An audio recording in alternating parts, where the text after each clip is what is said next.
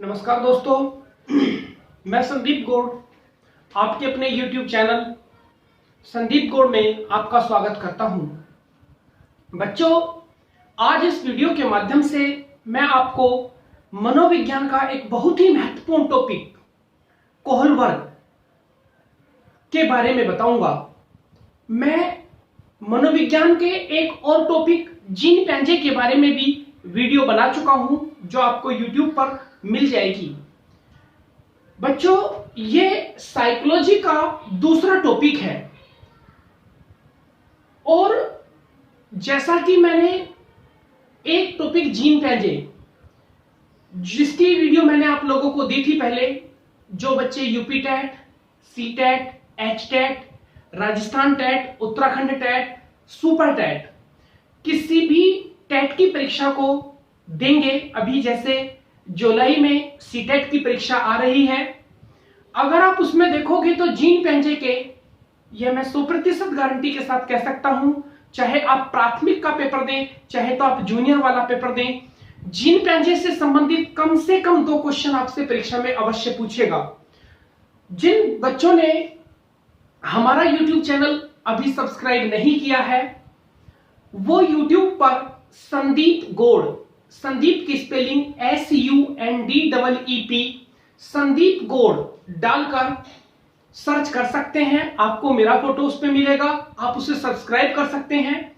जैसे ही आप उसे सब्सक्राइब करेंगे तो उसमें मैंने कुछ मैथ्स की वीडियो, कुछ हिंदी की वीडियो और मनोविज्ञान का केवल एक टॉपिक अभी तक मैंने डाला है, जिसमें आपका जीन पैंजे आपको मिल जाएगा।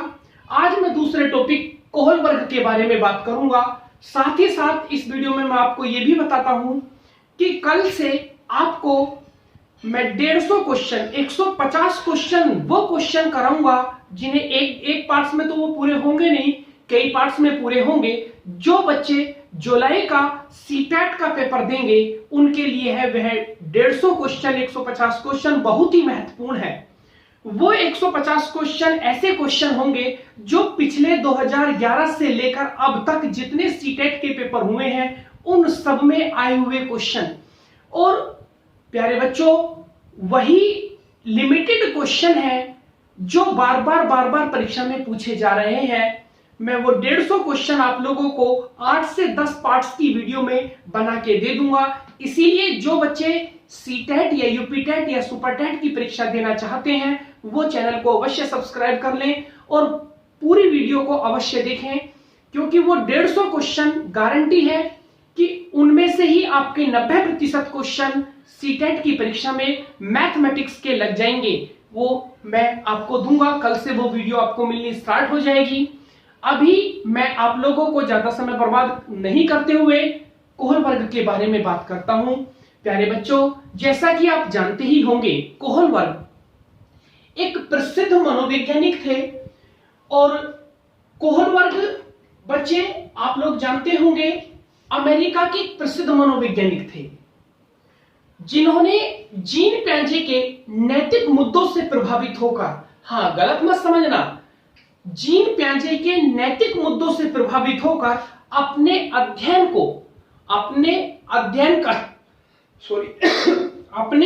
का क्षेत्र नैतिक विकास को बनाया। प्यारे बच्चों, आपसे परीक्षा में एक क्वेश्चन, अगर यूपी टेट की बात करोगे तो अक्सर पूछा जाता है कि नैतिक विकास का सिद्धांत किसने दिया। तो आप ध्यान देना, अगर आपसे साधारण क्वेश्चन पूछा जाए कि नैतिक विकास के सिद्धांत के जन्मदाता कौन थे, तो आप आंख मीच करके उसका आंसर लगाएंगे कोहल वर्ग। आपसे अगर पूछे कि नैतिक विकास का सिद्धांत लघु कथाओं के आधार पर किसने दिया, तो प्यारे बच्चों, अगर आपसे लघु कथाओं के आधार पर भी नैतिक विकास का सिद्धांत पूछा जाएगा तो भी आप उसका आंसर क्या लगाएंगे, कोहल वर्ग। एक्चुअल में जैसा आप जीन पैंजे के बारे में पहले से ही जानते हैं, जीन पैंजे ने संज्ञानात्मक विकास का सिद्धांत दिया था, लेकिन जीन पैंजे ने नैतिक विकास का सिद्धांत भी दिया था, लेकिन उसने, मैं आगे की एक वीडियो में आप लोगों को जीन पैंजे के नैतिक विकास के सिद्धांत की भी चर्चा करूंगा। जीन पैंजे ने नैतिक विकास के सिद्धांत को 2 पार्ट्स में डिवाइड किया था, एक परायत और एक स्वायत्त। लेकिन जीन ढांचे का वह नैतिक विकास का सिद्धांत पूरा सफल नहीं हुआ, उसी से प्रभावित होकर कोहल वर्ग ने नैतिक विकास का सिद्धांत दिया। सबसे पहले हम इसके बारे में तब बात करेंगे, सबसे पहले हमें यह पता होना चाहिए कि वास्तव में नैतिक विकास क्या होता है। प्यारे बच्चों, अंग्रेजी में इसे मोरल डेवलपमेंट कहते हैं। क्या कहते हैं? Moral development. प्यारे बच्चों, नैतिक विकास का मतलब होता है बच्चे में, बालक में सत्यनिष्ठा, निश्चलता की भावना जागृत करना।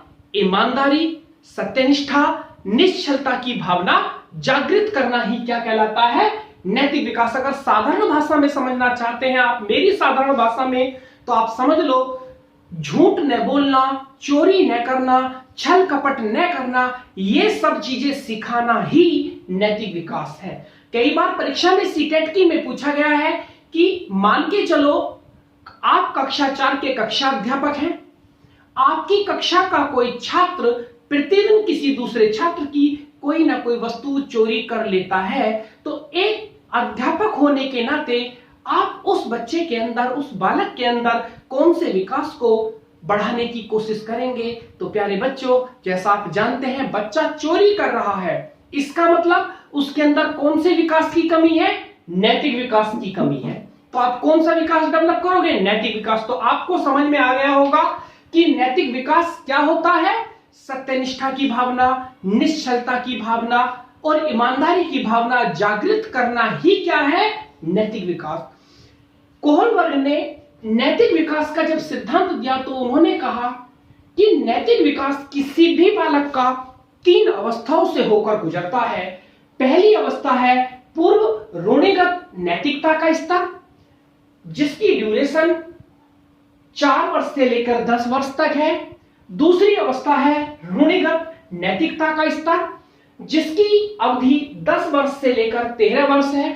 और तीसरी अवस्था है उत्तर रूढ़िगत नैतिकता का स्तर, जिसकी अवधि 13 वर्ष से ऊपर की है। आज अभी ये सारी बातें पेपर में कई बार पूछी गई है कि कोहल वर्ग के अनुसार नैतिक विकास की दूसरी अवस्था कौन सी है, तो आपको आंसर ये देना होगा। पहली अवस्था कौन सी है, तो ये देना होगा। तीसरी, तो ये। इनके अंदर कैसे कैसे विकास होता है वो मैं अभी आपको थोड़ी सी देर में डिटेल में बताऊंगा। थोड़ी वीडियो लंबी होने वाली है क्योंकि ये बहुत ही महत्वपूर्ण टॉपिक है। अगर आप पिछले साल का भी पेपर सीटेट का देखेंगे, प्राथमिक में भी और जूनियर के पेपर में भी अगर आप देखेंगे, तो 2-2 क्वेश्चन इससे परीक्षा में आए थे। इस बार भी गारंटेड परीक्षा में पूछा जाएगा। आप लोग ध्यान से सुनेंगे। अब जब कोहल वर्ग ने यह बात कह दी कि किसी भी बच्चे का नैतिक विकास 3 अवस्थाओं से होकर गुजरता है, तो हमने उनसे पूछा कि सर जी, आप हमें यह बताएं कि आपको कैसे पता चला कि बच्चे का विकास, नैतिक विकास जो है वो 3 अवस्थाओं से होकर गुजरता है। उन्होंने कहा कि मैंने प्रत्येक एज के बच्चों का साक्षात्कार लिया, अर्थात इंटरव्यू लिया, और इंटरव्यू लेने के बाद मैंने उनसे तरह तरह के क्वेश्चन पूछे। जब मैंने उनसे तरह तरह के क्वेश्चन पूछे तो मुझे पता लगा कि नैतिक विकास जो बच्चों का होता है वह डिफरेंट टाइप से होता है।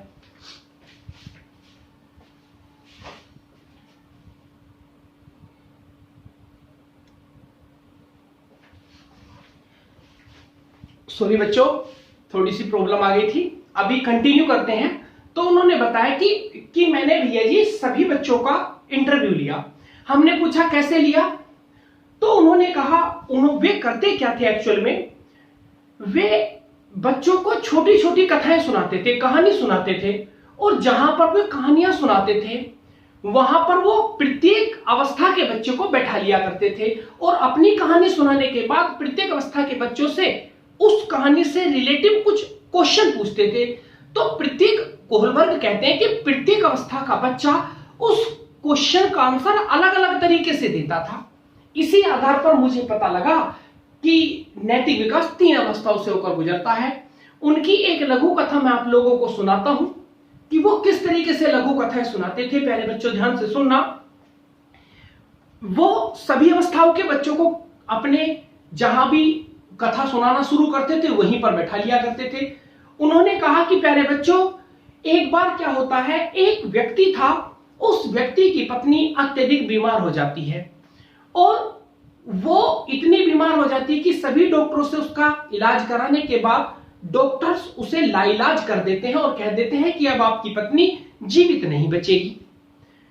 तो वो व्यक्ति जिसकी पत्नी बीमार थी बहुत परेशान होता है, फिर भी जानते ही हो डॉक्टर बेशक लाइलाज कह दे लेकिन इंसान मानता नहीं है।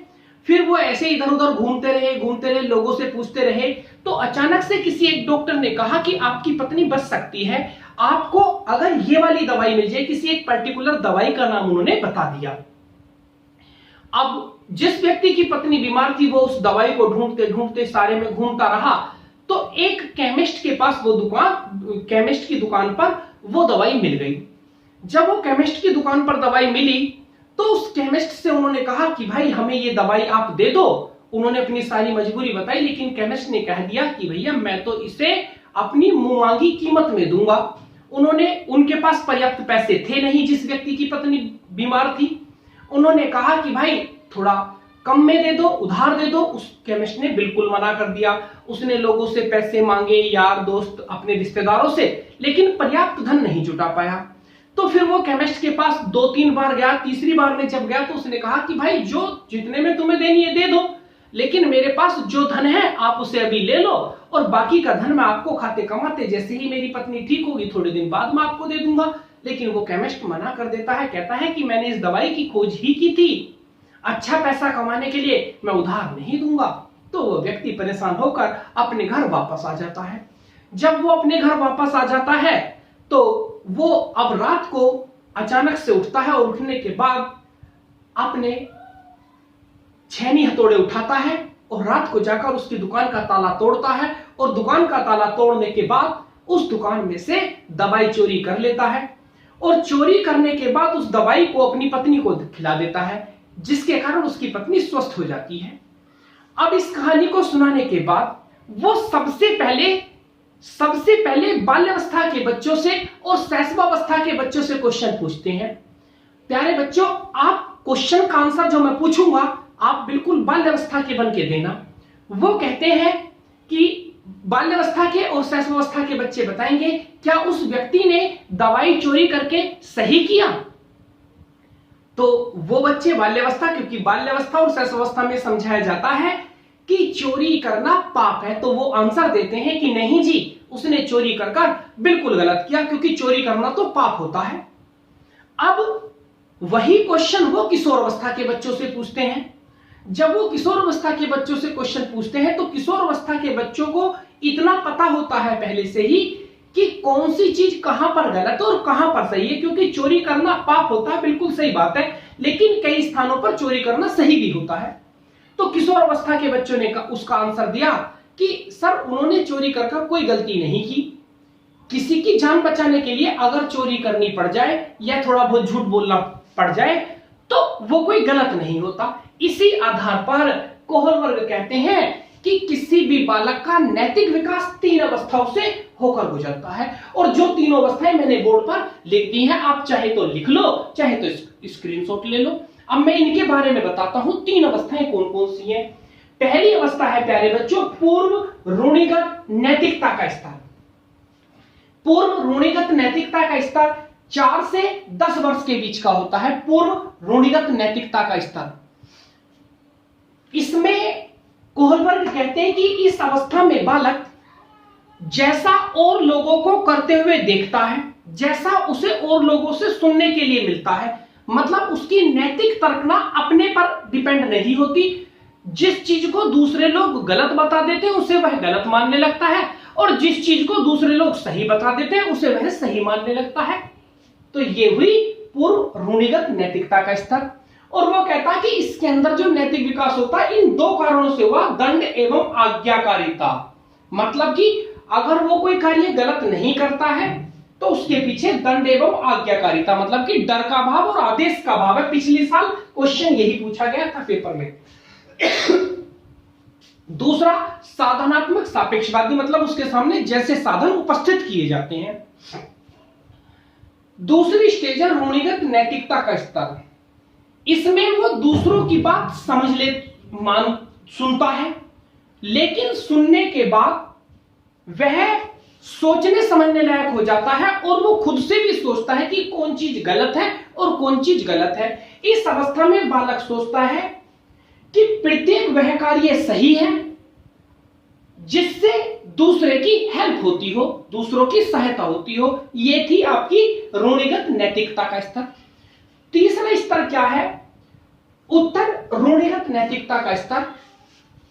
प्यारे बच्चों, कोहलबर्ग कहते हैं कि इस अवस्था में बच्चा पूर्णतः स्वयं के नियंत्रण में होता है। मतलब कि अब उसे किसी की सुनने की जरूरत नहीं होती, वो खुद अपने नैतिक नियम अपने आप बनाता है, अपने अकॉर्डिंग डिसाइड करता है कि कैसे करने से गलत होगा और कौन सा कार्य करना सही होगा। प्यारे बच्चों, यही था कोहलबर्ग का नैतिक विकास का सिद्धांत। आप इसके बारे में जितना भी सुने हैं ध्यान से सुनना। दो बातें आप जरूर याद रखना, इन तीनों स्टेजों को गुजार के बता सकता है तो भी कोहलबर्ग होगा। और प्यारे बच्चों, आप ये बात भी याद रखना कि नैतिक विकास का सिद्धांत किसने दिया? कोहलबर्ग ने। अब आज की क्लास यहीं रोकते हैं, इसके आगे की वीडियो कल बात करेंगे। तब तक के लिए धन्यवाद।